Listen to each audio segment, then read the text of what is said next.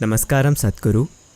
जन्म के समय और जन्म स्थान के आधार पर बच्चों का नाम रखने का क्या महत्व है? संस्कृत वर्णमाला सृष्टि की एक गहरी समझ से आती है, क्योंकि ये भाषा बोलचाल के लिए नहीं बनी थी। ये केवल बोलचाल के लिए हमारे द्वारा बनाई गई भाषा नहीं है। इस भाषा को लोगों ने अस्तित्व से ही निकाला है। It is a language that evolved out of observation, not out of imagination. इस भाषा का विकास सृष्टि को देखकर हुआ, न कि कल्पना करके। कई मायनों में जिन ध्वनियों का आप उच्चारण करते हैं और जिन आकारों का जिक्र करने के लिए आप इन ध्वनियों का उपयोग करते हैं, ये जुड़े हुए हैं। मंत्र का यही अर्थ है। मंत्र का अर्थ है एक ध्वनि, एक शुद्ध ध्वनि। यंत्र यानी उससे जुड़ा हुआ आकार। इसे समझने के लिए अगर आप फिजिक्स के बारे में कुछ जानते हैं, कम से कम अगर आपने हाई स्कूल में फिजिक्स पढ़ी है, तो आपने ध्वनि के बारे में कम से कम एक चैप्टर तो पढ़ा ही होगा। अगर आप किसी ऑसिलोस्कोप में ध्वनि डालते हैं, जो ध्वनि को मापने का यंत्र है, तो उस आवाज की फ्रीक्वेंसी, उसके एम्पलीट्यूड और बाकी पैमानों के हिसाब से ये हर बार आपको एक खास आकार दिखाएगा। तो एक ध्वनि के साथ एक रूप जुड़ा होता है। इसी तरह से एक रूप के साथ एक ध्वनि जुड़ी होती है। जब एक बच्चा जन्म लेता है, तब सौर मंडल की ज्यामितीय स्थिति के आधार पर ब्रह्मांड पर गौर करने का भी एक तरीका है, पर वो काफी जटिल है। कम से कम सौर मंडल की ज्यामितीय स्थिति पर गौर करके लोग ये तय करते हैं कि ये ध्वनि सबसे अच्छी होगी उस बच्चे के लिए जिसने इस दिन इस समय पर जन्म लिया है। इसका एक वैज्ञानिक आधार है, लेकिन इसमें कुछ गुंजाइश भी है, क्योंकि संस्कृत वर्णमाला में 54 अक्षर हैं। इन अक्षरों को सैकड़ों छोटी ध्वनियों में तोड़ा जा सकता है। उन छोटी ध्वनियों के आधार पर लोगों का नाम रखना बहुत जटिल है। जब उनको नया नाम देने की बात आती है, अगर वो ब्रह्मचर्य या संन्यास लेते हैं, उन्हें नया नाम देते समय हम थोड़ा ज्यादा ध्यान देते हैं।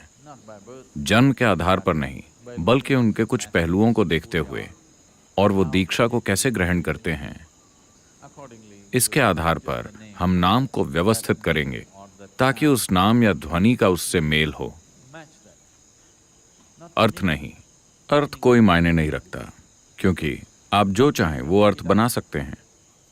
अब हमें आपके बच्चे को इस तरह का नाम देना होगा कि जब भी आप उस नाम को पुकारते हैं, उसके अंदर कुछ ना कुछ ढीला हो जाए।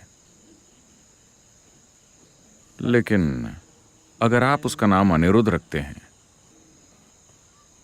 वो देश के बाहर जाएगा, या भारत में भी अगर आप बेंगलुरु जाते हैं तो लोग आपको एंडी कहेंगे। ठीक है?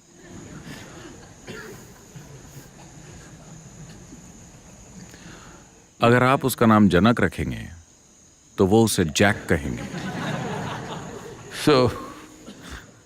हमें नहीं पता कि वो उसका कैसा नया नाम रखेंगे। ऐसा होगा। कुछ हद तक ये महत्वपूर्ण है। अगर आप मोक्ष की खोज में हैं, तो जो नाम आप बोलते हैं, जिस ध्वनि का आप उच्चारण करते हैं, वो महत्वपूर्ण हो जाती है। भारतीय समाज में लड़कों के नाम रखने पर ज्यादा ध्यान दिया जाता है बजाय लड़कियों के, क्योंकि किसी लिंग भेद की वजह से नहीं, क्योंकि आपको उसी पट्टे के साथ रहना है। लड़की तो किसी और की परेशानी।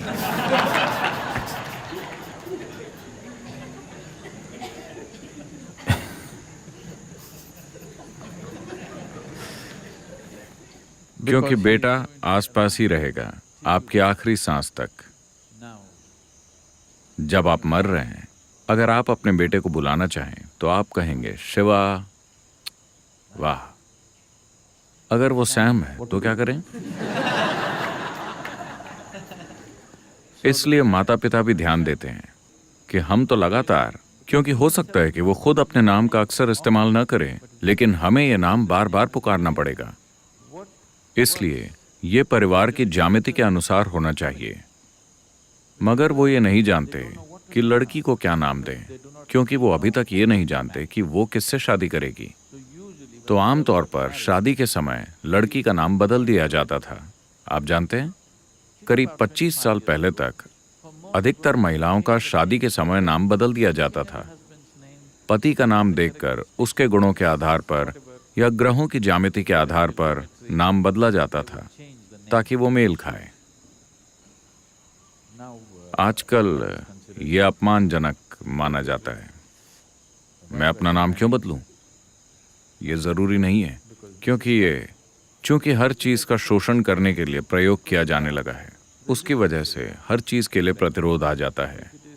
अगर इसे सही तरीके से किया जाता तो सभी इसे स्वीकार करते। जब इसे सही और उचित तरीके से नहीं किया जाता तो ये परेशानी बन जाता है। तो हमेशा से बेटे का नामकरण एक महत्वपूर्ण प्रक्रिया रही है, क्योंकि आपको उसी के साथ रहना है। आजकल वो दूर चले जाते हैं तो चलेगा, लेकिन उन दिनों वो मरते दम तक आपके साथ रहते थे। इसीलिए ये जरूरी था कि जो नाम आप पुकारें वो परिवार के ज्योमेट्रिक इक्वेशन में फिट हो।